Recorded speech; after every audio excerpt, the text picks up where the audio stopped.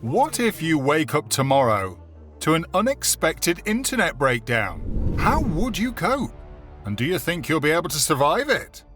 In today's video, I'm going to get into details about what would happen to the world if the internet stopped working suddenly.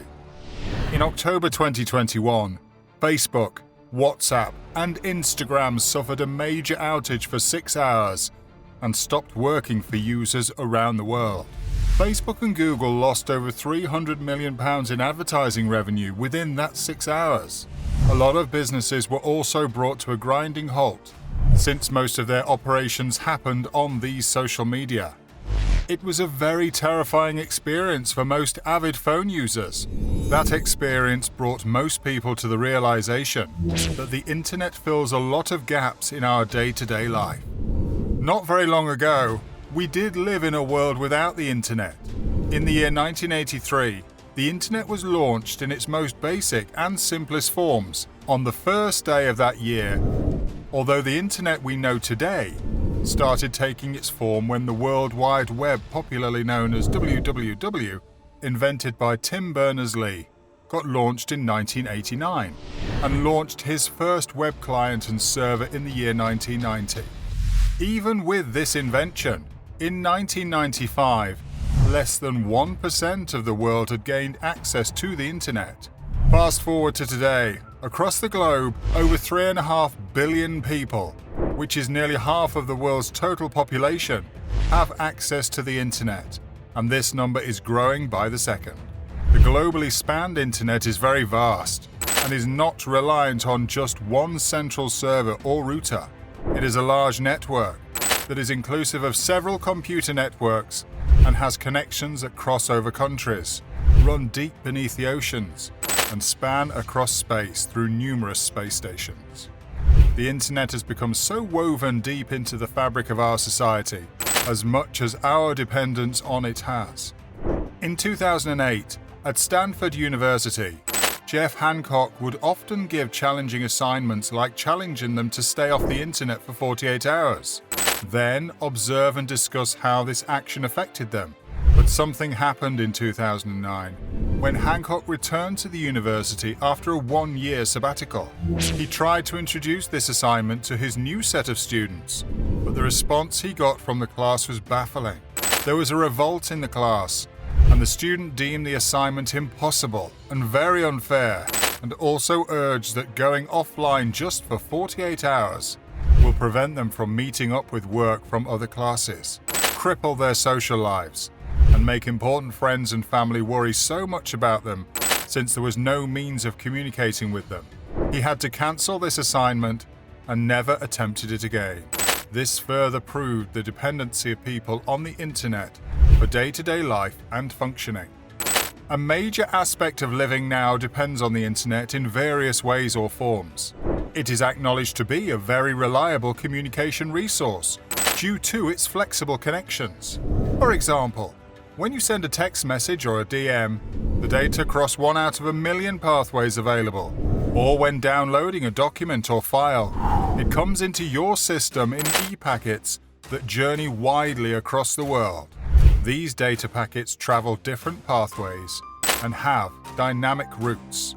And this is why data can travel a different one if one connection becomes damaged or unresponsive.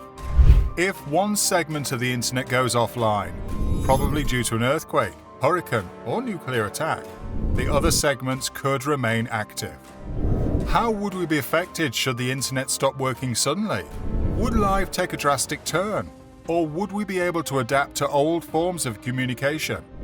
Since we are so used to having a steady internet connection and heavily dependent on the comforts of the internet, will even a short disruption affect us? What areas of our lives and the economy will be affected?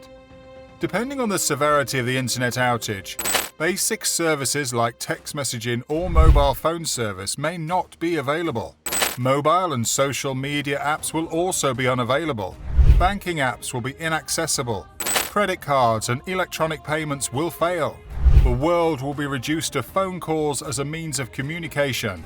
And if you think further to the extreme, the telecommunication companies might get overloaded and become unavailable. You would still be able to watch your television if you have an antenna to communicate with the broadcast towers, but things like satellite services like DSTV, Netflix will become inaccessible. You would not have access to your favorite social media apps like Facebook, Twitter, TikTok and the likes. You'll be unable to send instant messages or DMS to your close friends and relatives again.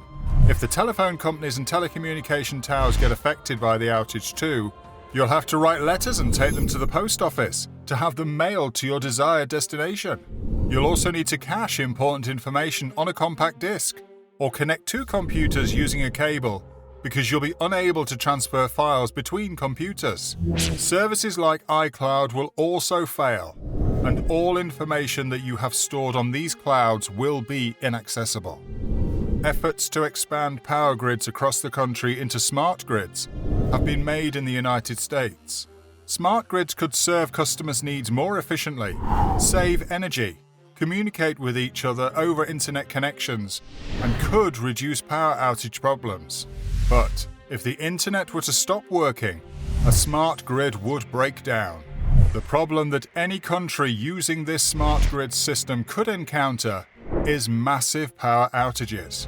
The economic deadline would likely be the most severe crisis governments around the world would face if the internet were to stop working. But that's like one out of many problems we will encounter.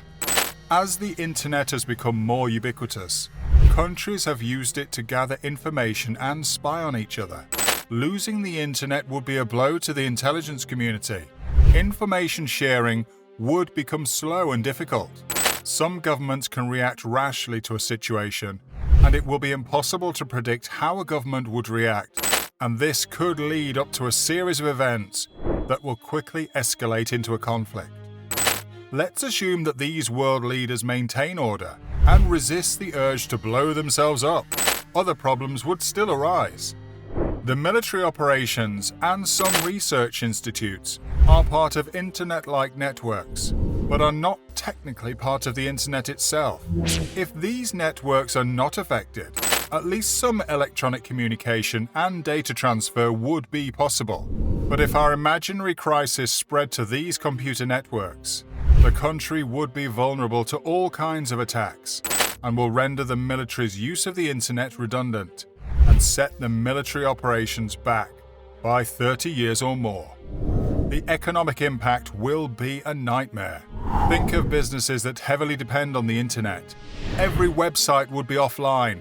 Big companies like Microsoft, Apple, Google, Yahoo or Amazon would immediately become bygone, and huge chunks of their operations will become obsolete.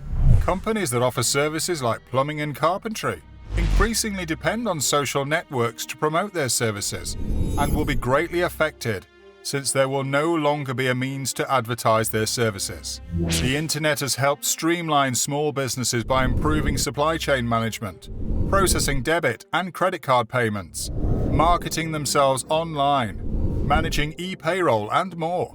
While all businesses would experience an internet outage, small businesses could be hit hardest by loss of customers and revenue, damage to equipment, loss of data on computers, decreased inventory turnover, and so on. Many companies will go out of business if the internet outage is permanent and if hundreds of companies downsize or fold up, and a majority will become unemployed. In banking, the rise of mobile banking makes sense for consumers. Why waste your lunch hour waiting in line to deposit a check when you could do it electronically any time of the day? But what other areas of the banking industry depend on the internet? And how might they be affected by an internet shutdown? If the internet isn't available, you can't use any of your financial apps. So you'll have to go to the bank to make a transaction unless you're using an online bank, in which case all banking transactions would be suspended. Plus, anything you've set up for electronic payment wouldn't go through if the internet went down on the scheduled day. While some banks like Wells Fargo are testing cardless ATMs using your smartphone, most ATMs across the country still operate as they have for more than 50 years. So as long as they have the power, withdrawing your money while the internet is down wouldn't be a big deal. However, once all the ATM money is gone, it will get a bit hazy. Smaller banks that have only recently moved to an electronic system may still be able to use an alternative pen and paper system. However, large institutions would suffer if the internet went down. Could the internet ever stop working? It is not impossible to stop the internet from working. It could be hijacked by cyber hackers who could find a way to quietly infiltrate every server, router, and personal gadget that uses the internet. Security apparatus of every nation, including things like power grids, air traffic control towers across the globe, bring the internet to a standstill by releasing some kind of rapidly spreading virus or software that will aggressively target the vulnerable spots in the routers. This infiltration has to take place slowly and carefully, though, to avoid getting detected. It could take a long while, even years, to infiltrate every network, router, and millions of internet-capable devices across the globe. If all these can get done, and someone sends out a message to activate the virus programs all at once, the internet can be brought to a standstill all at once, and every internet-dependent system will be rendered useless. Another way to cause significant disruption on the internet is to cut the cables laid deep under the sea that carry a very large volume of internet traffic between continents. These cables are not so easily accessible by hijackers, but they can get damaged accidentally, like the 3 occasions the people of South Asia, India, and the Middle East were plagued by major internet blackouts when the submarine cables got cut or interfered with. A kill switch will also effectively turn off the internet of a country. However, building a kill switch is very difficult, and it is relatively harder to turn off the internet in larger, civilized, and more developed countries, since there are too many connections between the networks within and outside their national borders. Countries like Egypt, Turkey, and Iran have this kill switch to shut down the internet during various protests. Even China is rumored to have its kill switch. The creation of a kill switch has also been proposed by American senators to serve as a defense means from cyber attacks for the country. Many of these internet outages may not last long because there is an army of internet service providers and routing equipment manufacturing companies that have plans and personnel in place to get things up and running again for situations whereby unexpected weak points get exploited. The good news is that a total internet outage would be rather far-fetched, because it is not even something physical. It is a collection of physical things that are constantly changing. From moment to moment, the internet does not remain the same, because machines are constantly entering and exiting the internet.